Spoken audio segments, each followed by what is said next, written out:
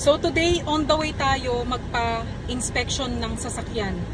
Ito na yung pinaka-iintay ko at sa bahay pa lang kinakabahan na ako. So nag-stop over tayo dito at para lang masabi sa inyo kung ano yung mga dapat kong gawin today. So hindi ko alam, pag kinakabahan ako, kumukulo yung ano ko, yung tiyan ko. Ganun din ba kayo? Kinakabahan ako, hindi ko alam kung... Kasi kapag brand new ang sasakyan, wala kang dapat alalahanin. Pero kapag used talaga, yun yung mahirap. Kasi kung sakaling isi-shoulder mo yung paggawa. Ito naman, may warranty naman to sa makina at transmission. Ang wala lang is yung ibang parts. Pero cross fingers na sana makapasa talaga to sa inspection. Let's go! Nandito na tayo at ito ay located sa Salisbury. Ito ang Chuck's Auto Inspection and Repair. Dito nga pala, first come first serve sila. So nag-open sila ng 8 AM. At dito, cash lang ang tinatanggap nila. Hindi sila dito tumatanggap ng credit card or debit card. At eto, ang babayaran ko ay $120 para sa inspection. So waiting pa rin tayo kasi first come first serve dito. Kung sino yung naunang dumating, yun ang uunahin nilang i-inspect. May apat na sasakyan na nandito bago pa ako dumating. So, nauna sila. So, nag-iintay pa rin ako dito. So, eto na, nagsisimula ng ang inspection. So, una dyan ay kinukuha nila yung serial number ng sasakyan. And then, itatry nila lahat ng mga pwede nilang i-check dyan. Tapos, kailangan din nilang lahat ng mga, kahit mga wipers, chine-check nila, yung mga ilaw ng sasakyan, yung mga seatbelt, at kung ano-ano pa. At eto na nga, chine-check na lahat ng mga seatbelt, yung mga upuan kung nagana ba lahat. Chinek din nila yung hood. Dito sa Maryland, napakahigpit po talaga. And then after niya ma-check lahat, may driving testing din silang ginagawa. Pumasok muna tayo sa loob at eto yung kung paano sila mag-inspection. Ayan, lahat yan, chine-check nila lahat yan. Grabe mahigpit po talaga dito sa US pagdating sa mga sasakyan. Hindi ko lang alam kung sa ibang state kung ganito rin kahigpit, but dito sa Maryland, mahigpit po talaga. After ma-drive test, eto na, pinasok nila sa garage, tapos inangat nila yung sasakyan. So, titingnan nila yung ilalim. Sa kasamaang palad, nag-failed yung sasakyan. Hindi siya pumasa sa inspection dahil kulang siya ng lug nut.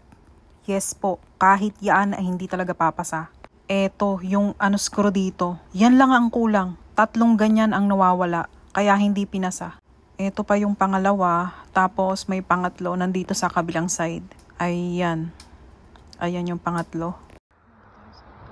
First AutoZone na pinuntahan ko, wala sila. So, pangalawang na tayo. Dito pa rin sa Salisbury. Tingnan natin sa kabilang AutoZone kung meron. May nakita tayong Advance Auto Parts. Dito na lang tayo bibili ng lug nut. May nakita akong mas malapit na car shop, so doon tayo bumili. Hindi rin sila nagkakabit nito, so bumili pa ako ng wrench para maikabit ito. So, pagkatapos nito, pwede tayong bumalik doon sa lugar ng inspection at titingnan ulit nila. And then, kung okay na, pwede na sa ating maibigay yung mga papers. Okay na, naikabit na natin at babalik na tayo doon sa pinag-inspectionan at pwede na nating makuha yung papers. Pagbalik ko ay binigay na nga nila sa akin itong inspection papers. At salamat siya sa Diyos at okay na to. Grabe ang init today. Ay Diyos ko.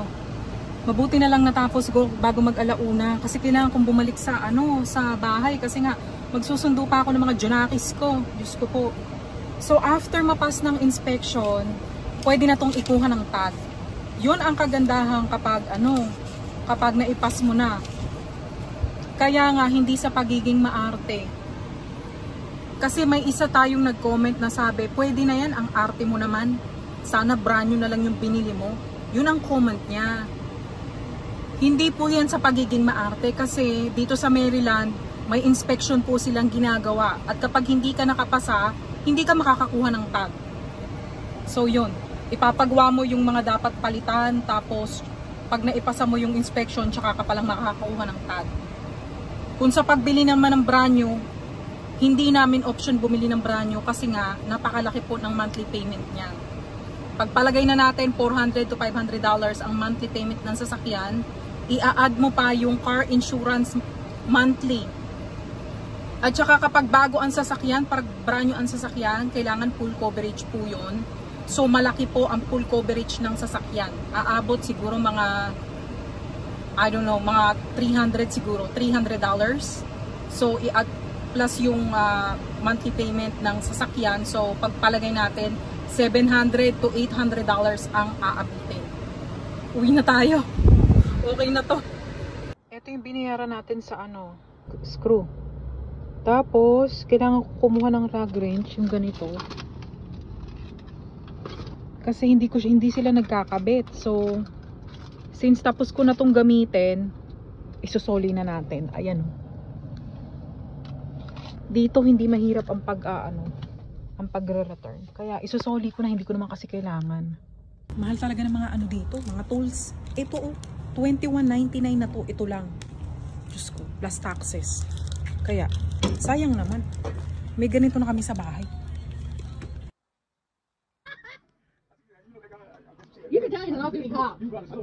So, ito na, nakapag-return na rin tayo. Ang bumalik sa atin ay $23.31 kasama ang taxes. Uwi na! Uwi na! Ay, makakapag-charge pa ako bago ko sunduin ang mga kiddos.